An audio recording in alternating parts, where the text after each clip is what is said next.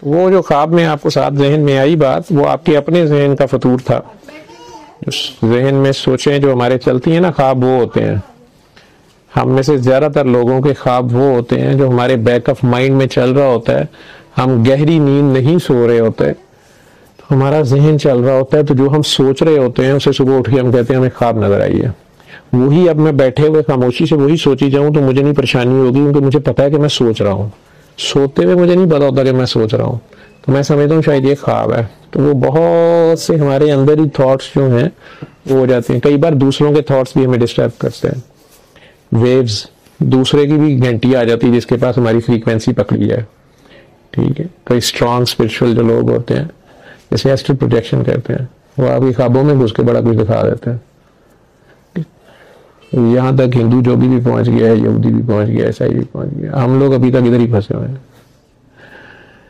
वो जो असल ख्वाब हैं जिन्हें नबुव्वत का 30वां हिस्सा कहा गया है, वो अल्लाह के खास बंदों को दिखाए जाते हैं। उसके लिए सोना लाजमी नहीं है, वो कई बार जागते में भी होता है, वियन होता है। हालत शुक्र उसको बोलते हैं, जज्बी हालत होती है, सोते में जागते में या एकदम से कोई नींद सी आ जाती है, क्लियर विजन दिखाया जाता है। उस लेवल पे तो बंदा हो तो फिर है। और उसको दिखाने का मकसद कोई ये नहीं होता कि जियो न्यूज खबर ब्रेक कर दे कि फांसी होगी, देखा मैंने कहा था, फिर उसको फांसी हो जी, फलानी टीम वर्ल्ड कप जीत जाएगी, देखा जी जीत गई है। ये नहीं अल्लाह का मकसद होता, ना वो इसलिए दिखा रहा होता है, ना उसका मकसद है ये लोगों के ऐब खोल दे या लोगों के राज बोल दे। वो अल्लाह का बंदा जिसको दिखाया जाता है वो ड्यूटी का बंदा होता है, उससे ड्यूटी ली जा रही होती है, ड्यूटी के बारे में उसको गाइड किया जा रहा होता है, उसको डी कोड बड़े ध्यान से करना होता है। कई बार नबियों से नहीं डी कोड,